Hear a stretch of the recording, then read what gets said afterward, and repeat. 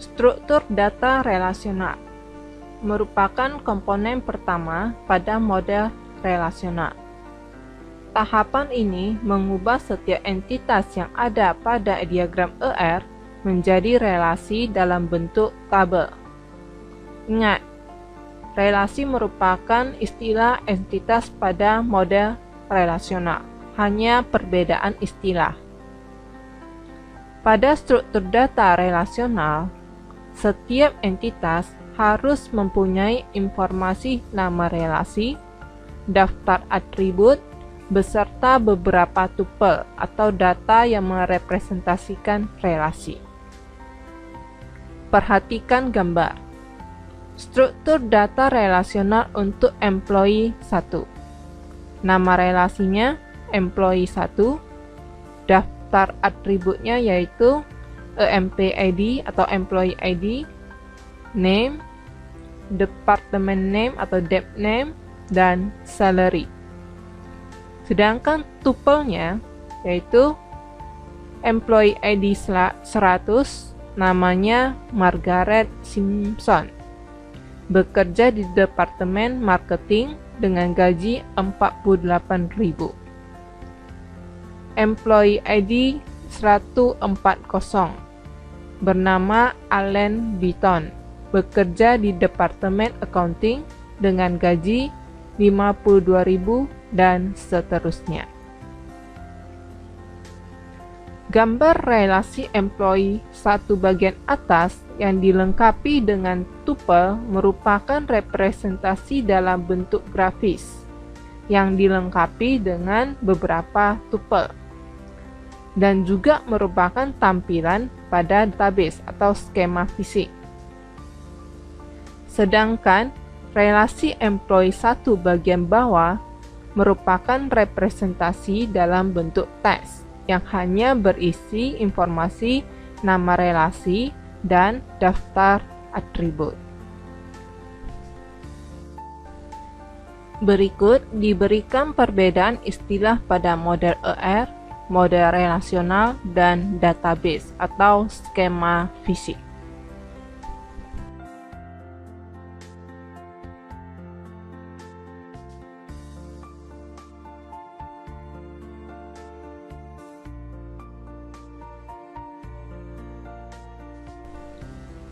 Kunci relasional.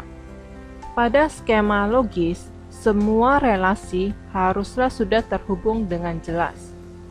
Keterhubungan relasi membutuhkan atribut yang menjadi primary key dan foreign key.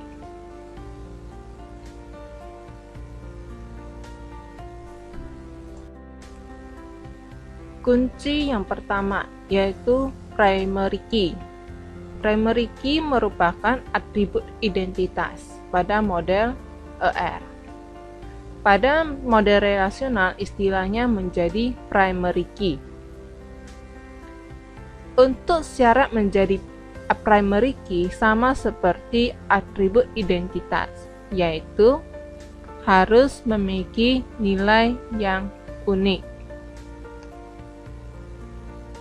Kemudian, untuk atribut yang menjadi primary key bisa saja satu atribut maupun lebih dari satu atribut atau bisa diistilahkan dengan komposit.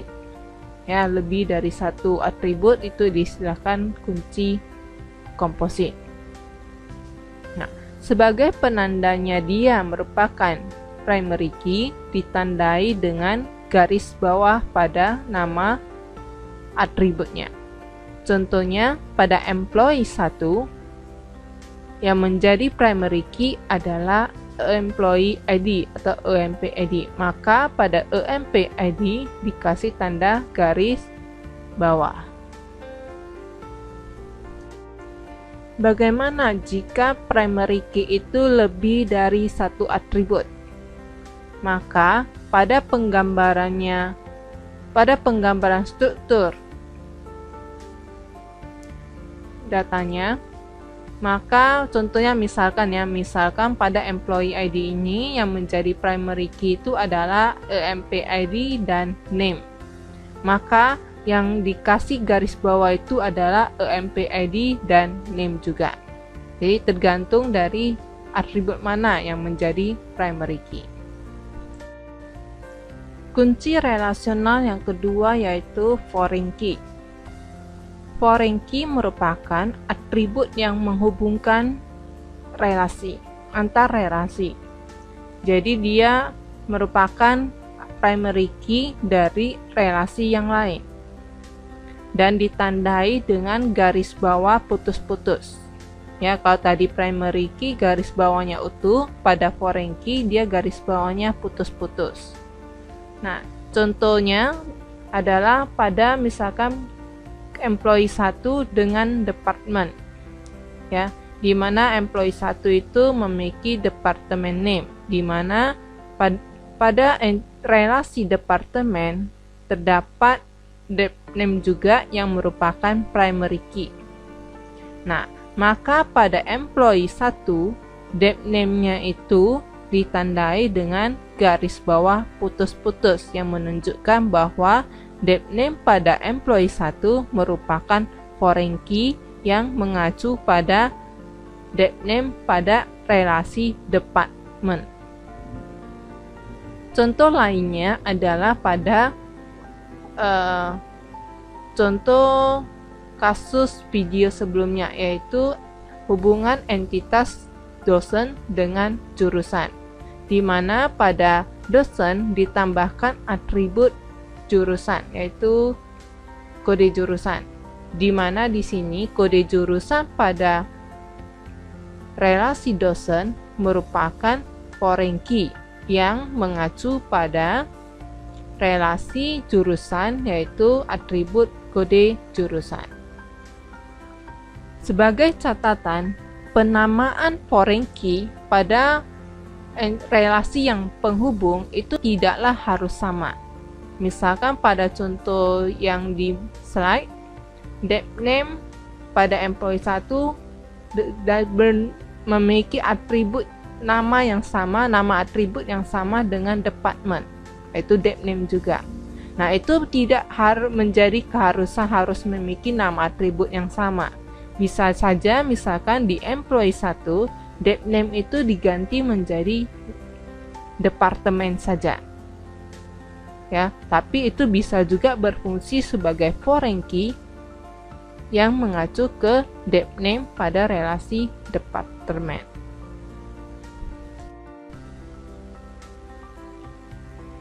Karakteristik relasi menginformasikan tata cara pemberian nama pada relasi.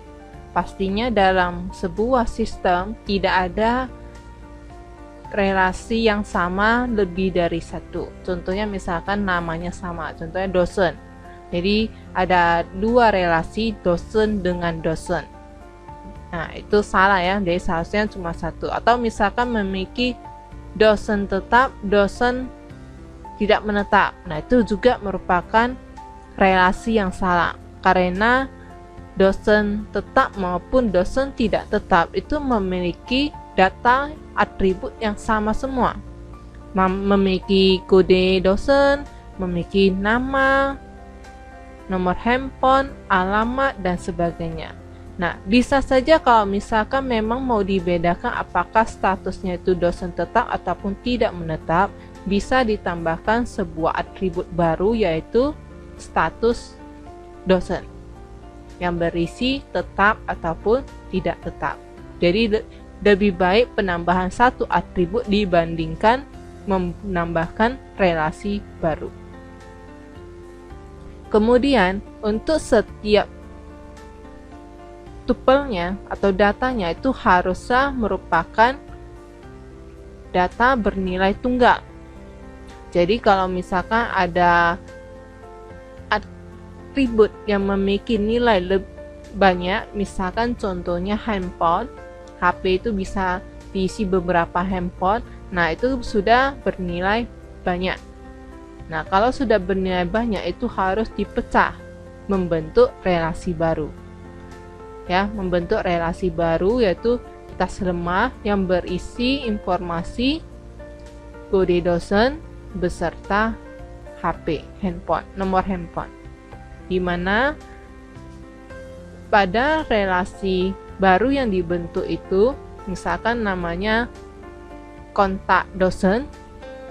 Nah, itu hanya berisi dua atribut, yaitu kode dosen dan nomor handphone, di mana kode dosen pada relasi kontak dosen itu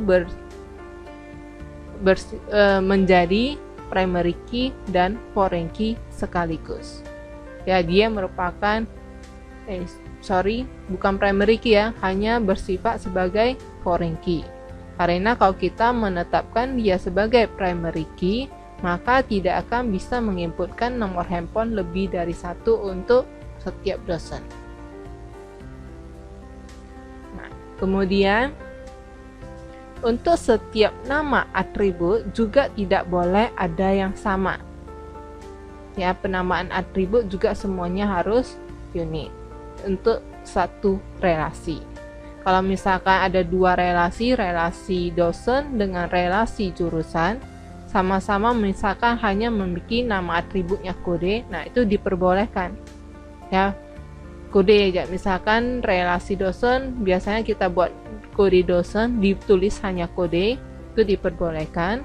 Sedangkan untuk jurusan, hanya dibuat kode saja tanpa menambahkan keterangan jurusan, itu diperbolehkan. Tapi kalau untuk satu relasi yang sama, itu tidak boleh ada nama atribut yang sama. Ya, kemudian mengenai masalah urutan data, itu tidak ada kewajiban bahwa primary key itu harus berada di atribut paling awal, pertama atau kedua. Kemudian foreign key itu harus berada di urutan keberapa, tidak ada ketentuan, bebas. Ya, boleh letaknya depan, tengah, atau belakang, bebas, tidak ada yang memaksakannya. Oke. Tapi biasanya sih memang diletakkan di depan untuk primary key, sedangkan foreign key bisa bervariasi. Perhatikan gambar. Nah, pada tahapan ini kita sudah melakukan manipulasi data, di mana pada tabel A yang bagian atas itu terdapat atribut yang memiliki nilai banyak, yaitu pada kursus, ya, nama kursus, course title, di mana pada satu employee ID bisa mengambil lebih dari satu kursus ataupun tidak. Yaitu dilihat dari pada employee ID 100 mengambil kursus SPSS dan surveys. Kemudian employee ID 110 Chris mengambil kursus Visual Basic dan C++. Employee ID 150 mengambil kursus SPSS dan Java. Nah, telah terjadi salah satu pelanggaran terhadap karakteristik relasi, yaitu pada course title. Nah, maka untuk yang bernilai banyak itu semuanya kan tadi syaratnya harus bernilai tunggal. Maka semua data yang banyak itu harus ditulis kembali sehingga diperolehlah tampilan gambar tabel relasi B, di mana tidak ada lagi course title yang bernilai banyak. Representasi struktur basis data. Salah satu tujuan dari skema logis adalah menggambarkan aliran data secara jelas dari sebuah sistem. Dapat menggunakan skema relasional yang menampilkan keterhubungan antar relasi. Terdapat dua metode untuk menggambarkan representasi struktur basis data. Pertama, dalam bentuk teks singkat yang berisi nama relasi beserta daftar atribut di dalam tanda kurung. Kedua, Cara kedua, dengan menggunakan representasi grafis, di mana relasi digambarkan dalam bentuk kotak persegi yang berisi nama atributnya, berisi daftar atributnya, dan nama relasinya. Untuk lebih jelasnya, silakan perhatikan gambar.